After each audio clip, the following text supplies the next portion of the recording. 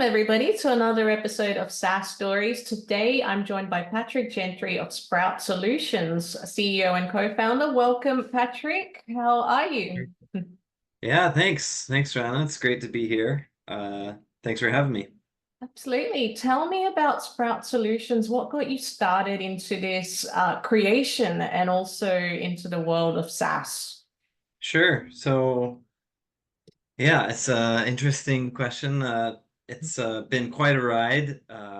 Sprout is 9 years old, so Wow. Well yeah, done. we're old for a startup. Um, and so, kind of the story starts with me moving to the Philippines. So I am American originally. Worked in Silicon Valley for a little while in tech, and then moved to the Philippines for fun. No real agenda there. I was just kind of enjoying traveling, and I landed in the Philippines and stuck around a bit. That was 2008. So yeah, 16 years ago. Um, and I ended up getting into business pretty quickly with some other people, and we started a company in KMC and in the Philippines called KMC, and we were growing this business and really struggling with HR and payroll. And there was another founder of KMC, and both of us kind of had a tech background, and we said there's got to be a technological solution to this, better than what we saw in the market at the time. And so we built a tool internally to help us automate HR and payroll, and then we used that for a couple of years in that business. And then I talked to the other founders in that company and said, hey, I think this could be a B2B SaaS product. And so I want to take it to other companies in the Philippines and see if they also want to automate HR and payroll. So I did that as a project. So like a lot of companies that I've been involved with, like that I'm a founder of, I kind of started it just as a project and explored whether people would pay me for it. And lo and behold, they did. So I incorporated Sprout in May of 2015. Um, and then I've just been selling that as a B2B SaaS tool in the Philippines ever since then. So yeah. Yeah, wow. I always love the stories and they always start with I found a gap that I was experiencing. So Yeah. I just went and built the damn thing. I wasn't Yeah. even looking for something else. Do you have coding background? Like, are you the actual builder of the software? Yeah, so it's interesting. My background is on the technical side, but not as a coder. So product management, even like kind of early 2000s or before 2010, I was in it wasn't really called product management back then, but that's really what I was doing.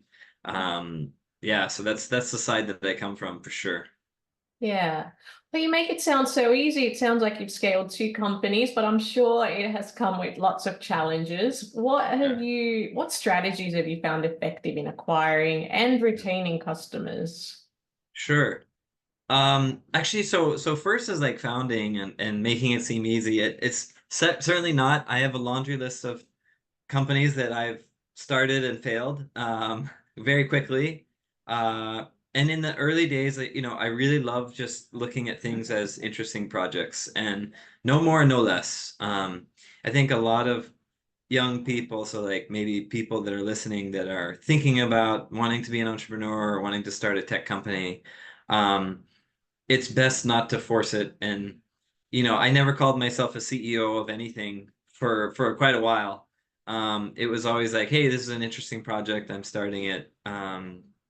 And then after a while, when it started consuming a lot of my time, that's when I would start looking at, okay, maybe I'll incorporate a company to put this project in and claim the revenue and that kind of thing. And then I would start saying, okay, I'm the co-founder of this company and everything. But yeah, certainly hard, and there's ups and downs.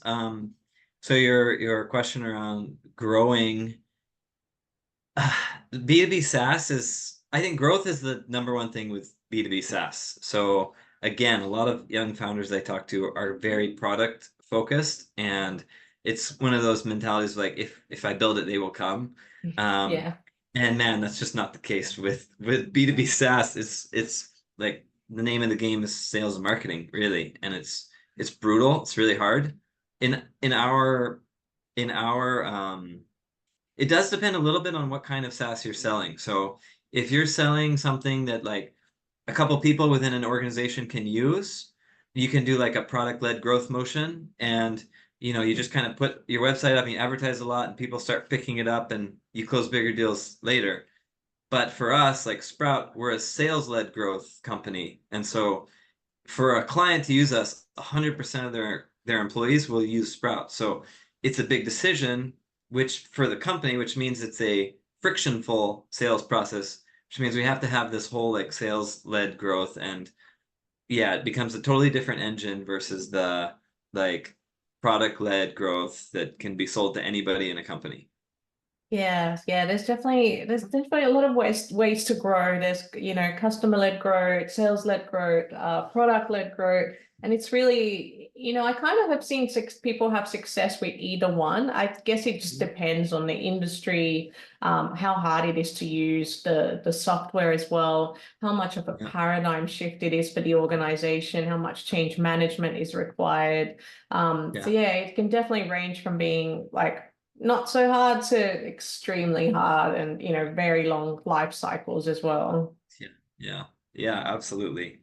A lot of learning there. So I think it's important for founders to do some soul searching about and introspection and really like look at their business, and they need to understand deeply like what which one of these categories do you fall into, and then then you build your growth machine accordingly. Again, I've seen young founders that are using like PLG strategies on a sales-led growth business, and vice versa and things like that, and yeah, that'll really make it hard to grow. Yeah, for sure. Now, you're based in the Philippines and you have been quite a while, but before that, you mentioned Silicon Valley. Is there any experience or learning there that have really shaped how you've tackled, Sprout Solutions? Sure. Yeah, excellent question, because a lot of people, I think before I went to the Philippines, I would have said, "Oh, it's like such a different market. Everything's going to work differently there." And it's just not true. I mean, in this day and age, it's amazing how similar, all these markets are operating, whether it's a first world country or a developing country. You'd kind of expect like your enterprise sales would work differently in the US versus Philippines, and it just doesn't. It's like the same kind of things. You're fundamentally you're building a growth engine, you're trying to build repeatability, and you're dealing with the same kind of like, if you want to close an enterprise customer, you need to have X number of contacts within the organization, and it's a long sales cycle, and you have to have your responses all lined up for all the roadblocks that come up and all this stuff. I mean, it's amazing how similar it is, and like so Sprout, in the early days of Sprout, I think one difference is in developing markets, as a founder, you have access to much fewer resources. So one of the things we did in the early days of Sprout, my co-founder and I applied to an accelerator program in the US.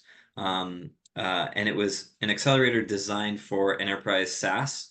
And so we were learning from like people like founders of or members of the founding team of like Salesforce and other like major SaaS companies in the US. And so that program was incredible because it taught us all these kind of best practices around B2B SaaS that we didn't have great exposure to in living in the Philippines. And then we took all that stuff back to Philippines, and it really helped us, grow and scale our business. Yeah, so. Yeah, it kind of makes sense. I mean, everywhere around the world, people are pretty tech savvy. The digital transformation has happened all around. You're kind of having the same issues in a company that you would in most locations, Yeah. especially the issues of HR, for example. Yeah. And I guess, with enterprise sales, it's always going to be about relationships and how many people do you know in that organization, how many people can you influence. It doesn't matter where you are. I think in Asia and the APAC region, a lot more so as well. So it's interesting that you say that. I'm curious, what was maybe some specific learnings from that accelerator? It sounds amazing. Oh man, there's a lot. I mean, keep in mind, we did this accelerator in like 2015 or 2016. Like we had just founded Sprout. And like in those days, customer success was a kind of a new thing.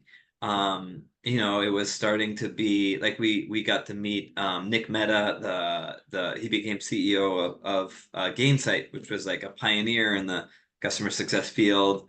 Um, so uh, everything from like growth, like how do you growth hack marketing to how do you structure your customer success team with their commissions, and how do they do the QBRs and the kind of regular cadences they do with Yeah. customers, and then does that lead into upsells, and what's your net revenue retention target, and like just like all these best practices in B2B sale and B2B SaaS, from an acquisition to retention side, especially, were what we got to be exposed to. And like, man, that stuff, yeah, put us at a huge advantage, I would say, versus a lot of our peers in Southeast Asia, which maybe at that time weren't thinking about customer success yet, for example, or weren't thinking about, you know, lining up, oh, what are all my major metrics that I need to be like watching like a hawk, like my sales efficiency and net revenue retention and all these kind of things. So Mm. yeah, a lot of learning. Yeah. Yeah, for No, sure. absolutely. I've actually spoken to a few people on this podcast around customer success, and I'm starting to think it's one of the most important things for a SaaS company. Super. Um, Now, Sprout now serves about 1,000 clients. And I have heard before that if the first 100 really matter and they're really going to dictate how fast you scale after that, have you found the same thing to be true? And in hindsight now, looking back, do you think you had the correct 100 for scaling? Would you do anything differently? Great, great question. Okay, we're actually about 1,500 clients now. I know our Okay. published is 1,000, but it's a little outdated. We're at about 1,500 now, and we have about 250,000 active employees in the system, and we kind of sit like mid-market to enterprise space in terms of customers that we cater to. And so early days of Sprout.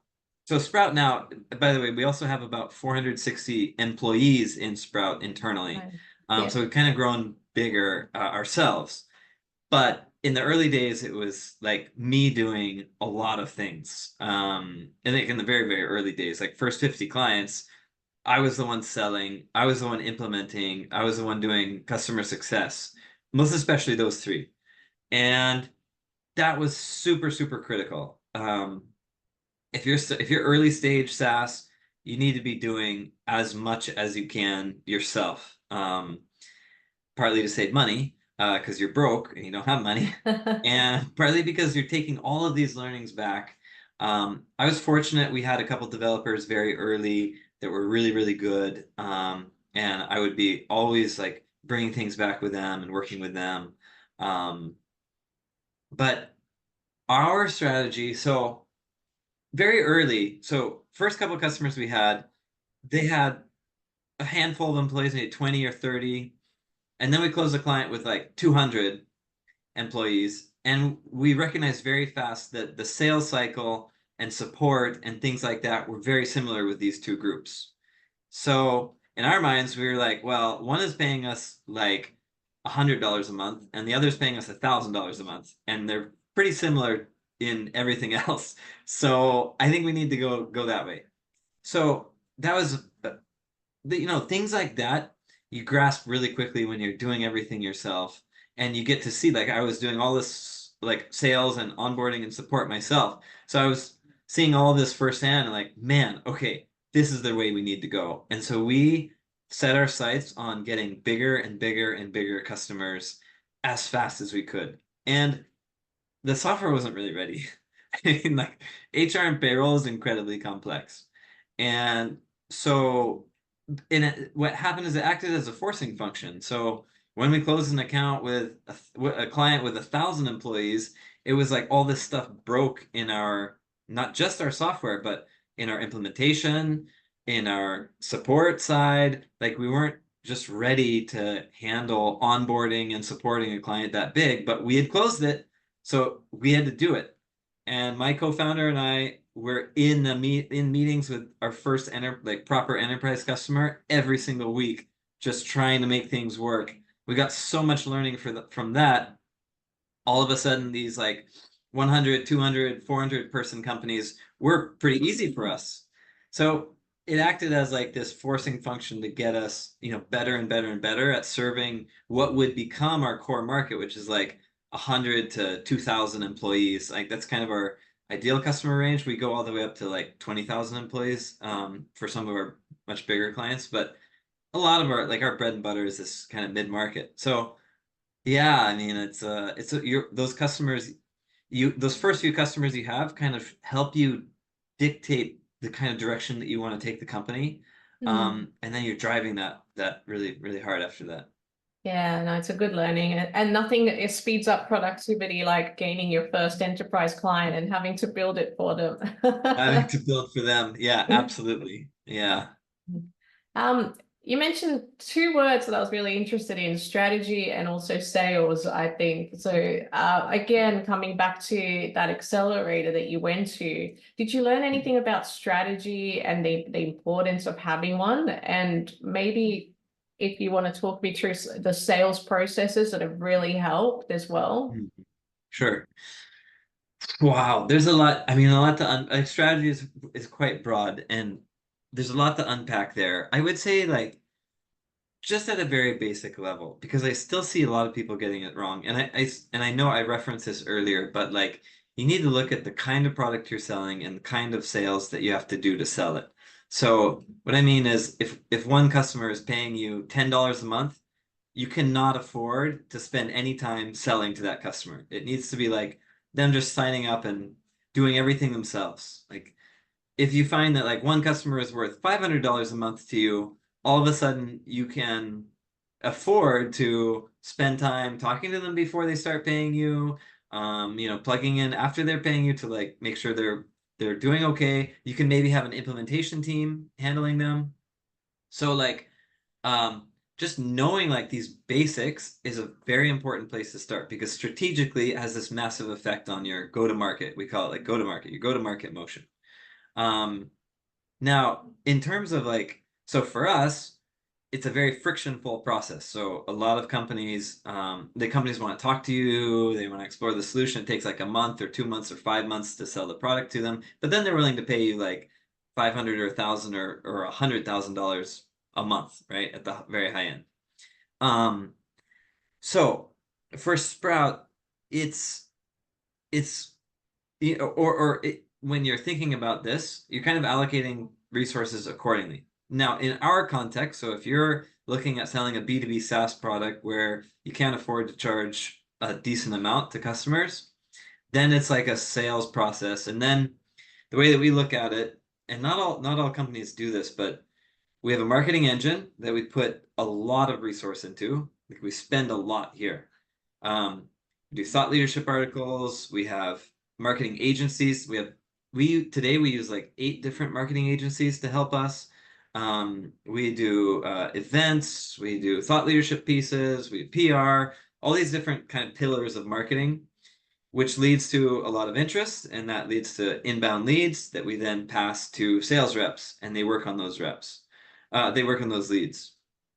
Um, Now we've kind of segmented the whole, like again, a lot of companies will say, oh, the sales rep, especially in enterprise, traditional enterprise, the sales rep closes the deal and then they support the client after that. And they're kind of farming the client after they've closed it. Um, but a hunter and a farmer are different people. And that was, again, one of the learnings that we got in the accelerator was like, hey, there's kind of a different model. You have a sales team that are just closers. They're doing the whole sales cycle. They close it. Then they hand off the account to an implementation team, which is very specialized on implementation. They guide the client through implementing, and then they hand it off to the customer success management team, who are responsible for managing and upselling from there. Um, it's amazing, but like very different. Like even today, most enterprise companies don't work that way. Like if you go to SAP or Oracle or Workday, the sales reps in those companies a lot of times, at least in Asia, they'll sell and then support their clients, or sell and then upsell the same crop of clients. So yeah, different setup. There's pros and cons to different ways of organizing your kind of go-to-market and support and upsell motions. But we found this is super effective. We really like it. Yeah. I love the metaphor that you use. Like there's hunting and there's farming. You're right. I think if you're a hunter, you're kind of not really wanting to do the farming or the nurturing, and as Correct. vice versa. Some people are just Yeah. not cut out but to be hunters as well. Yeah. Yeah. It makes sense. Yeah. Yeah, but I do know a lot of companies that do it that way as well, where they do the sale and then, but then what happens is a lot of their time gets consumed by managing the client, and then they spend Yep. less and less and less time actually selling. So it Yeah. can impact the company's growth. Yeah, for sure. And then the reps, like, incentive is a huge thing for sales. And again, that's part of your strategy. Like it's so pricing and commissions are massive areas that you're always studying in B2B SaaS because they're super critical to your company. And pricing is just, how do I best maximize the value I'm delivering to clients? And you're constantly looking at that. Um, and then on the commission side, your commission incentivizes behavior. And so you have to be very cognizant of what kind of behavior you're incentivizing.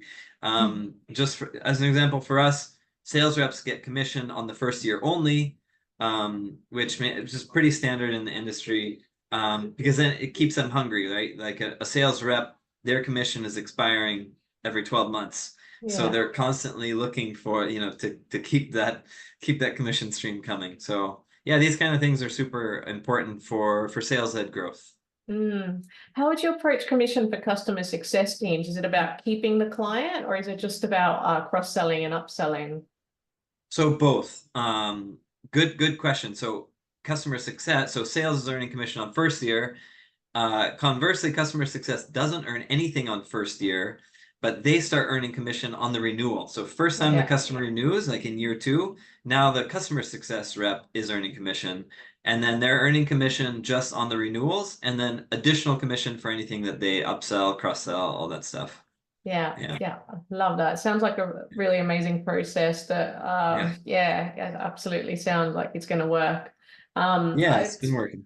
It's funny, I went to an event last night and it was all about strategy, and the debate was really around how big does the strategy need to be and what does it need to entail. And in the end, I think some of the key experts were like, 1 or 2 pages, that's it. It just needs to make sense to everyone in the organization, that they're just kind of a common goal, common aspiration, and that's it. Yeah, Mm. yeah, absolutely. So at the highest level, it's so funny because you're right. And people can develop like these elaborate strategies and like these elaborate like business plans, and they're like, this is how it's gonna work. And then they get to the first customer and it's like totally destroyed. I always I think most especially for early stage, your bias to action is incredibly critical. And I've never dug too much on the kind of uh big thinking and things like that. It's just more like, hey, we need to execute, we need to get to the next level, and then what is our next level? So a good example of this is Sprout was always 100% focused on the Philippine market. And you know, that helped us, it really helped us stay focused and win in our business. And I think if we'd expanded, but you have to understand, in Southeast Asia, to explain context here, in Southeast Asia, there's a ton of pressure to leave your home market because like each market is only so big, and investors are looking for large outcomes. And so they're just doing the math like, well, your TAM, your target addressable market is only so big. If you go to a new market, then you've expanded TAM. It's great. Um, there's a lot of pressure, and premature scaling just destroys startups in Southeast Asia all the time because a lot of people do it. And so it was always this, like, probably the most long running critical question in Sprout from a strategic level has been, do we stay single market or go multi market? Yeah. Yeah, it's been huge. And so our software specifically addresses nuances of the Philippine market, which makes us like we do a better job of payroll and timekeeping than SAP, Oracle, Workday, because they're made for global companies. They can't afford to do like government compliance for payroll for every market in the world. Um, so they don't do it. At least not nothing like the way that we do it. So yeah, it made us very strong in the Philippines, but you go to a new market and that's gonna make you really weak. So strategically, that was a trade-off. Okay, we have a smaller addressable market, but a much better value proposition and competitive position. So yeah, we stuck in the Philippines for a long, long time. Yeah, no, it sounds like you did absolutely the right thing. I was just smiling because it's something they said at the event last night was you gotta pick a market that you want to win at, and you can't just go generic. You have to go. It sounds like you picked it like we're gonna stay in the Philippines and we're gonna be the experts in the Philippines. So Yeah, spot on. no, for sure. It's in I forget which book, maybe Built to Last or Good to Great, one of those. They talk about do something that you can be the best at.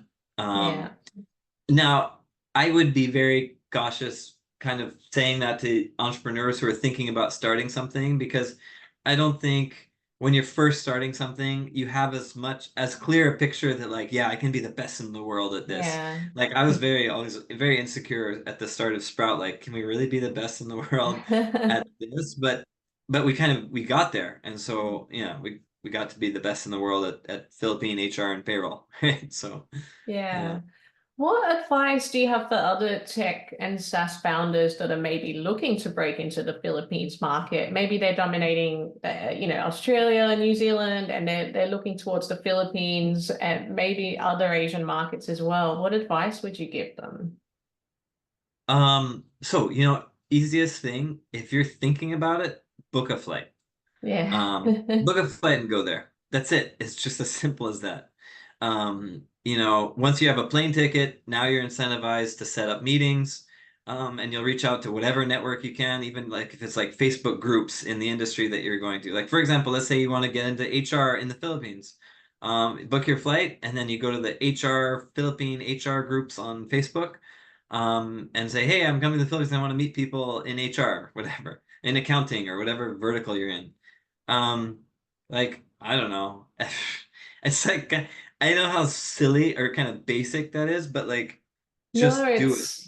Yeah, it's a really good tip. I think a lot of yeah, people are too scared to do that. I mean, I remember one interview I had, the founder was saying one of the key kind of things that have helped him scale was the ability to talk to strangers. And I said, a lot of people can't do that. I mean, we spend yeah, all this time teaching our kids to not talk to strangers, and then yeah, suddenly you're an adult, go talk to strangers. yeah. Yeah, for sure. I hate talking to strangers. I'm an introvert. I Same. mean, super. But the thing that saved me is I just formed friendships with people who are very entrepreneurial, and that kind of got me into it, and then it took off from there. But yeah, you find a way to make it happen.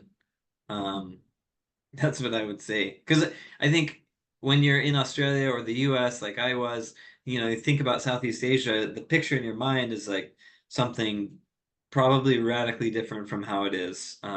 Like my lifestyle in Philippines is better than it would be in the US. I have a beautiful house and a nice office to go to and things like that that would be very hard in the US. So it's definitely not how I would have pictured the Philippines, 20 years ago. Yeah, yeah.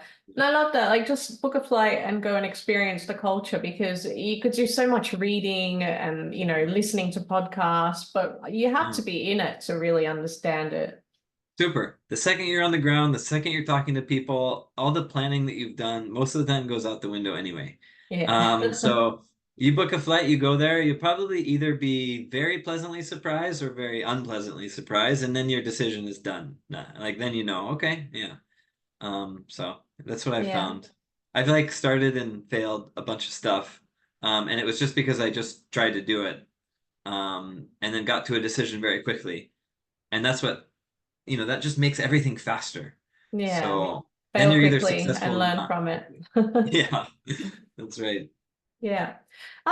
Tell me a little bit about the world of HR. How has that industry come along in recent years? How is technology transforming it? Is it something that's kind of embracing technology and AI and the future, or is it lagging behind? Yeah, good question. So, and I'll kind of relate it to broader SaaS or yeah, B2B SaaS, because I think that'll apply even more. But just I think in general in our field, um, like HR is back office. It's a cost center for most companies. They consider it like a cost center.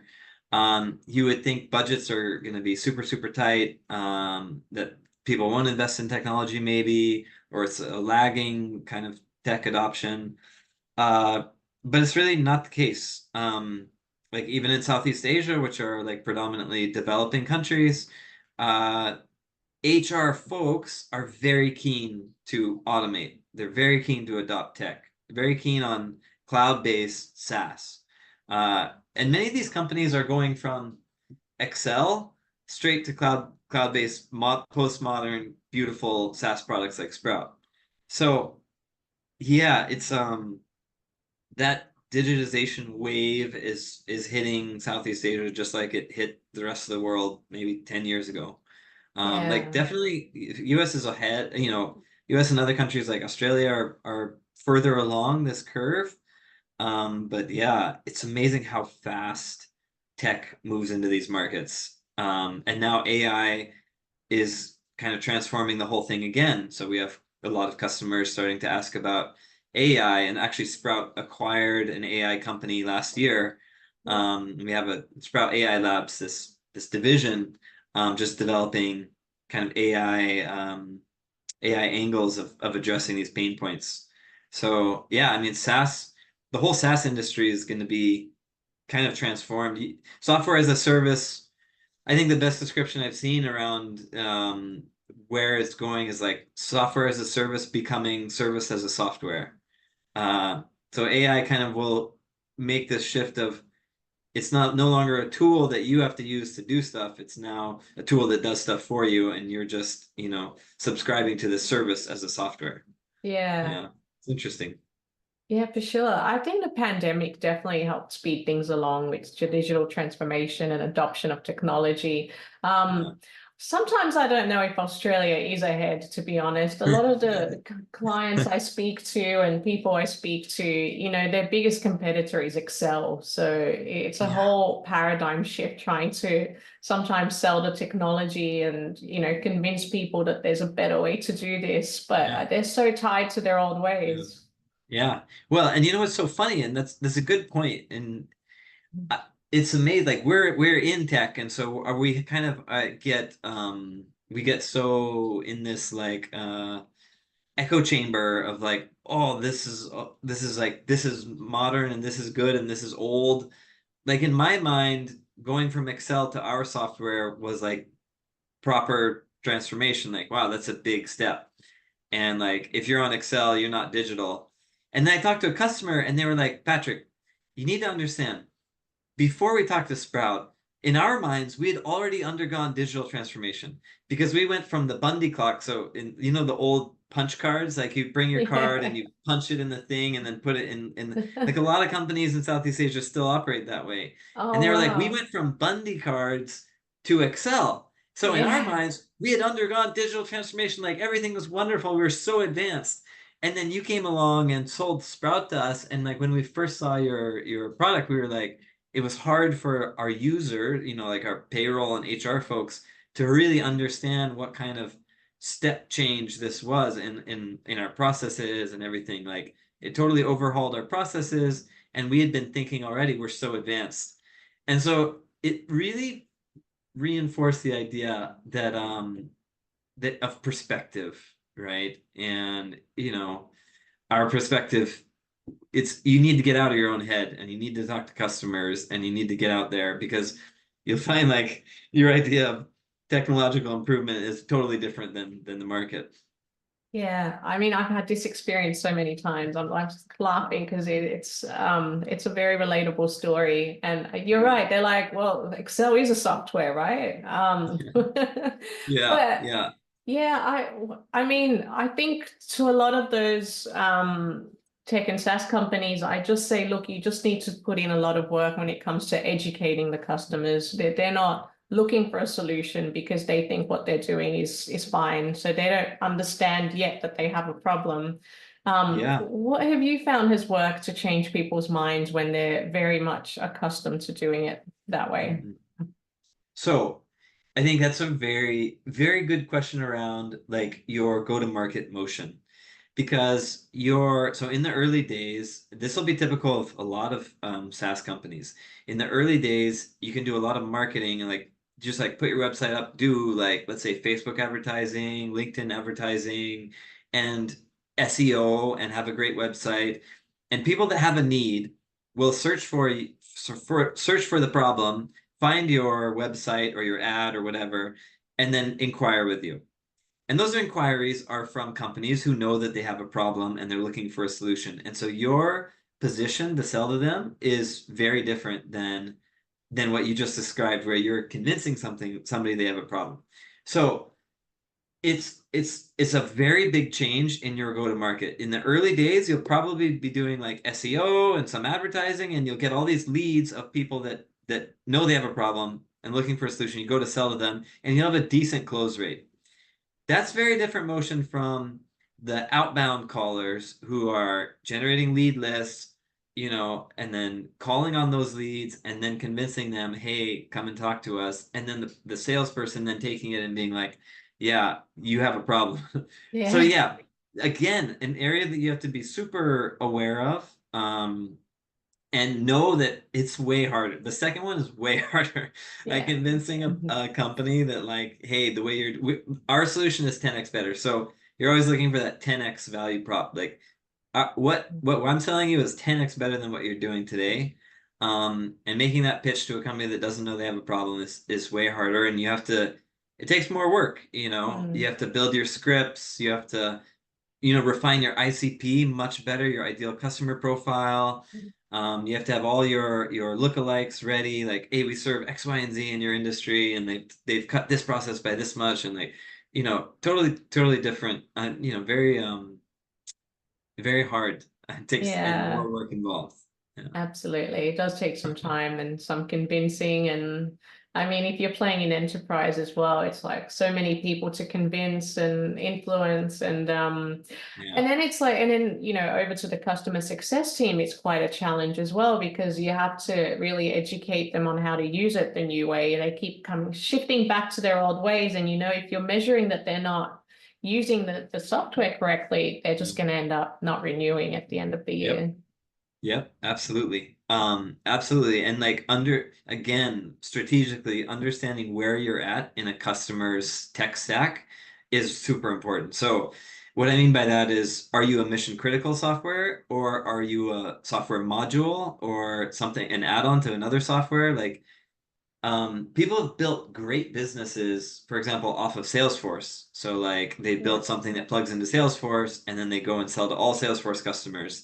And that's great, but they're not the core. They're an add-on. Mm. Um, and it changes all the dynamics of selling and supporting and upselling your customers versus Sprout, where we sit in a core vertical of a client's tech stack. So we're like employee system of record, like timekeeping, benefits management, payroll, government compliance. These are like mission critical core functions that a company is automating.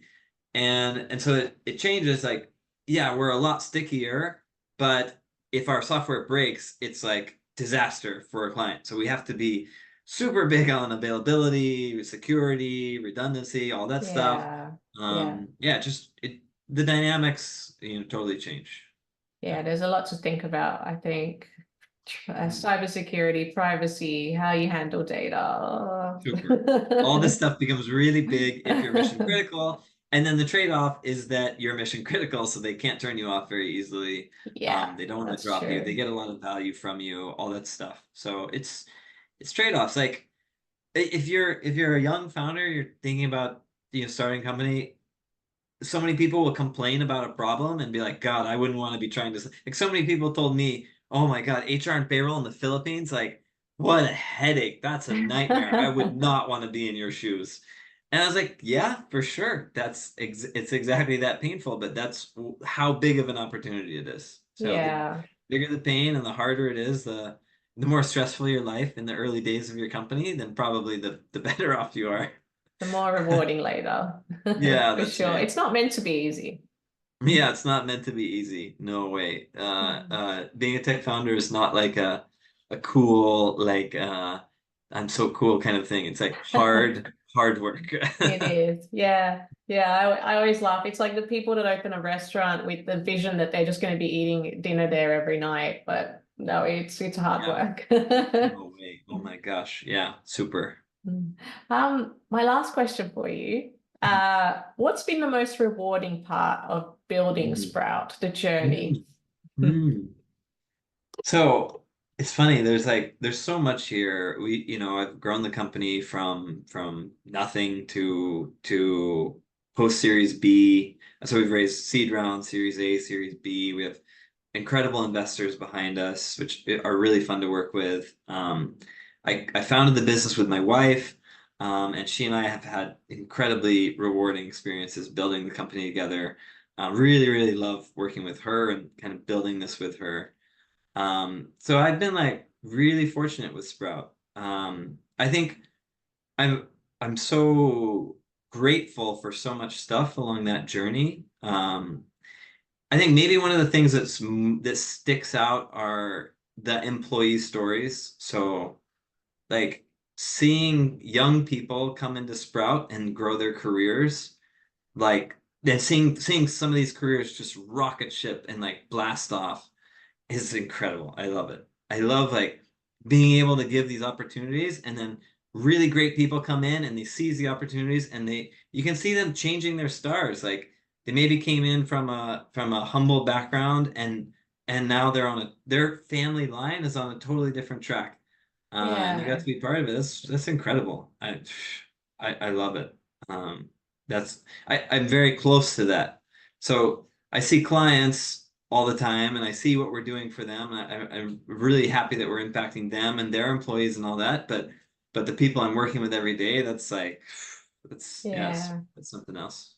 Definitely gives you purpose, right? I mean, it sounds like you've got some amazing customer success stories, but then also you're surrounded with a lot of amazing people like your wife, like the investors. Mhm. And I think that's really important at the end of the day, the people that you surround yourself with that help Yeah, you. I always find that businesses that have a co-founder actually work better because you need that yeah, other person to just bounce ideas off and yeah.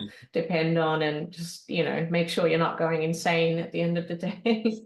Yeah, for sure. That's actually a best practice that I was taught and that we were taught in the accelerator to have a Ah. co-founder. Yeah, Yeah, yeah, for sure. absolutely. Share the Well, load. for all those listening, if you don't have one, maybe go and find a friend that you can Yeah, trust and depend on. yep, that's right. Patrick, thank you so much. I've certainly learned a lot. Really enjoyed our conversation, and I'm sure the listeners have as well. Thank you so much for your time. Sure, thanks as well. It's great being here.